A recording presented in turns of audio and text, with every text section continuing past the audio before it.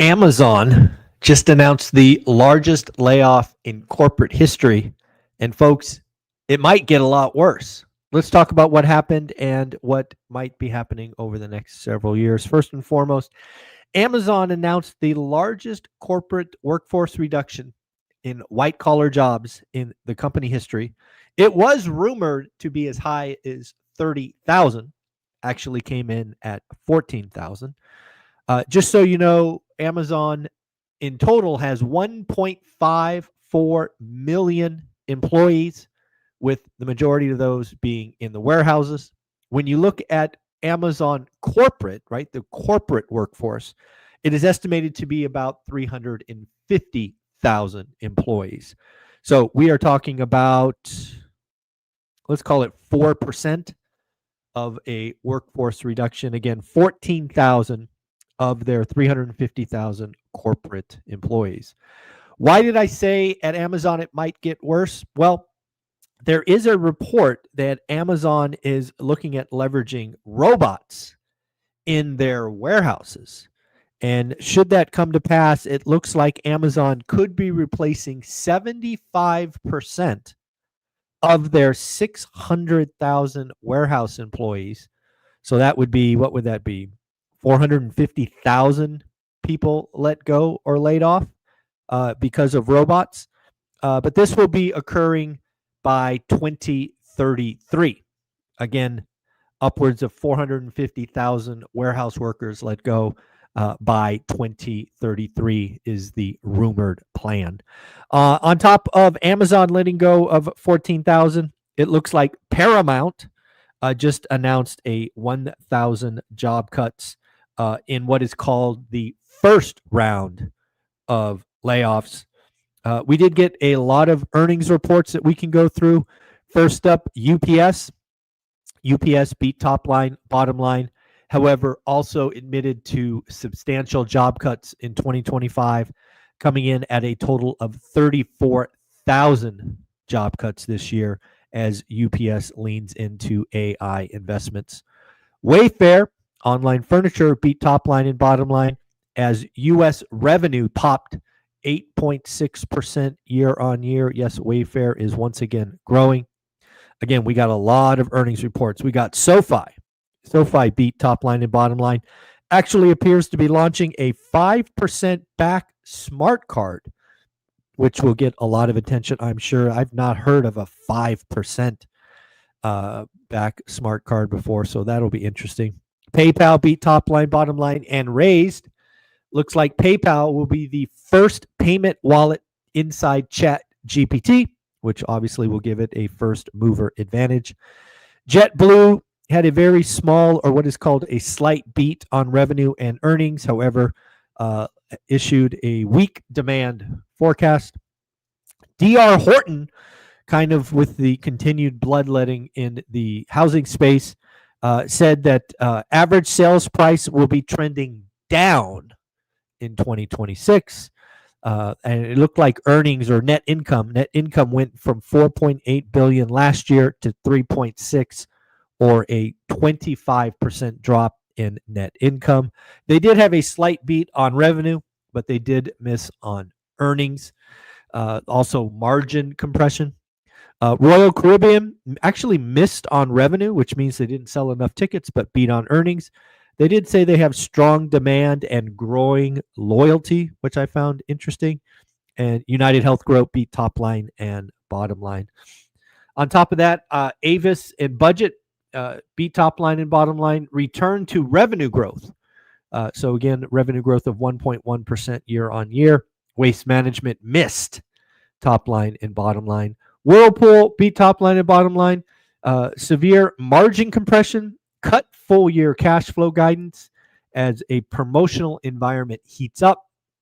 And then finally, the last one I got was Bed Bath & Beyond, where net revenue continues to fall, down 17%.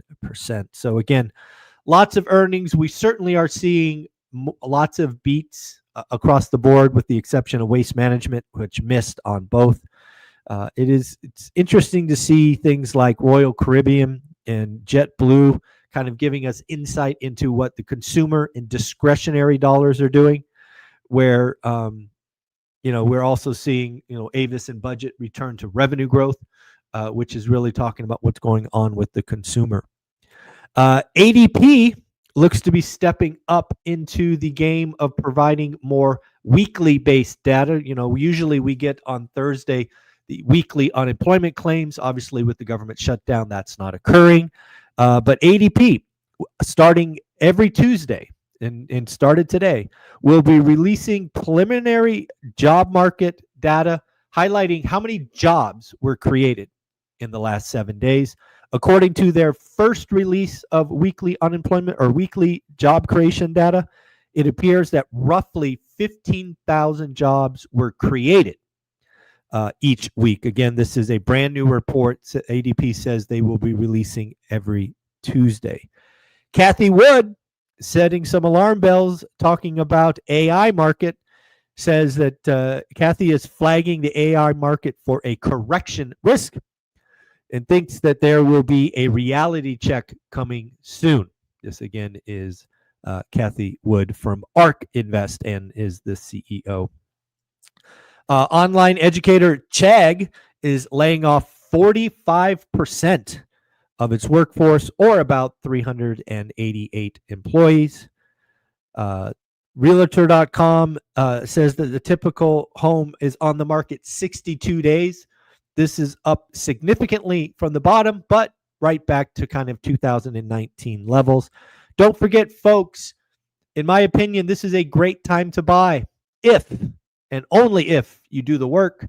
You have a buy box, you write disrespectful offers, you follow up. For example, one of our students inside school named Levi worked with an agent, and they were prepared to write 20 disrespectful offers. Lo and behold, Levi and his agent were writing these offers, and the first one was accepted. Again, these offers were all, as I remember the story, 20% off of list price or better. Folks, this is how it happens. You make your money when you buy. Your job as a buyer is to find the value, find the motivated seller, do the work. You make your money when you buy. It is just that simple. Don't pay list price. Get the seller to kick in, rate buy down, do the repairs. You guys know the drill. Do the work. Also, join our school community. Again, it is where wealth builders grow to network, learn, and just keep moving forward. I want to thank Jeremy for joining school yesterday. Don't forget to introduce yourself, interact, unlock all of those goodies that are for free. Perhaps one of the most eye-opening reports I read actually last evening, and I knew this was bad, but I did not know how bad it was. Take a wild guess. Let's see how good the community is. So I want you to take out, theoretically $100 bill, right? Take out $100 bill and just guess, what is the spending power that matches that $100 in 1970? How much money do you jump in a time machine? How much money do you have to be holding in 1970 to spend like $100 today? Just take a wild guess. If you're watching this live with me, and there's, 83 people with me right now. Thank you for being here. Thank you for being on the live. Go ahead and put a couple of comments in there. We've got Sarah guessing $11. Anybody else want to take a wild guess? Let's get a couple of more guesses. If you're watching this on replay, put the comments below and see what you see there. We got another guess here at $2.20, I think that says. Maybe that's $2.20, $5. All right, let's get one more guess. $20. All right, so here's the answer. And I knew this was bad, but I did not know it was this bad. And let's give a shout out to Sarah for being really close. The answer is $12.05. $12.05 in 1970 spends like $100 today. That is wild. Now, I knew it was bad. And again, as somebody born in 72, It's movies where I think we used to go to a movie theater down the street for like 75 cents or whatever it was, $22 maybe. I don't remember. It's cheap. We took quarters all the time. But yeah, $12, just over $12 in 1970 spends like $100 today.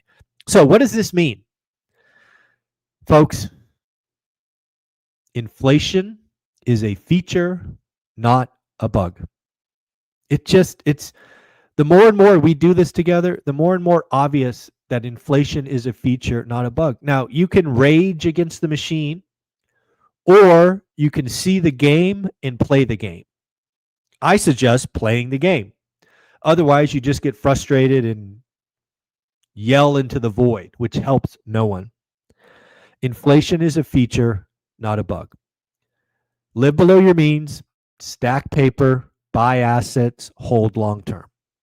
If you do that for a decade, your chances of getting rich or wealthy are really, really high. Instead of being like the average American who just YOLOs through life and spends every penny and lives paycheck to paycheck. Both lives are hard. At the end of the day, do you want to be a 65-year-old counting on Social Security?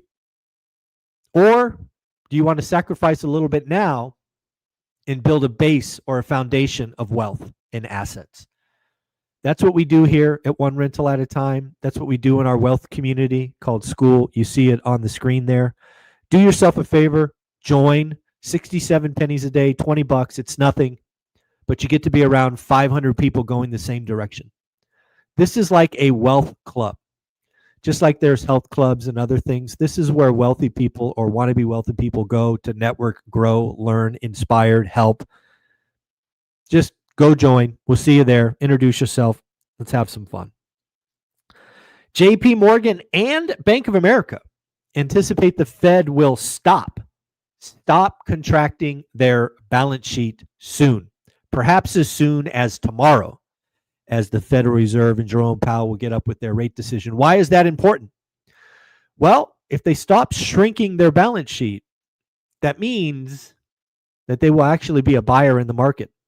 Not a big buyer, but they will be buying in the market as mortgage-backed securities and treasuries roll off. They will be in the market. And some people think that could be enough to lower interest rates 25 basis points. If that happens, we go sub 6 on mortgage rates. This is important. This could be market moving. Folks, at the end of the day, we do the daily financial news 5 days a week live. We will be back tomorrow at 7:30 a.m. Don't forget, if you are a landlord, to check out our sponsor of the daily financial news, Steadily. There's a link in the description. Insurance is getting more and more expensive, and it's your job to make sure you have the best coverage at the best price. Steadily gets Olivia and I's business every time a renewal comes up. They help us about 60% of the time, which is great. And when they don't, it just means we already have great coverage at a great price. So it's always good to know. Folks, at the end of the day, I hope you have an amazing day. I hope you join our school community. I want to see you in there. I want to see all the wealth builders going the same direction. Join the Wealth Club. Have some fun. Take care. Have a great day. Talk to you tomorrow.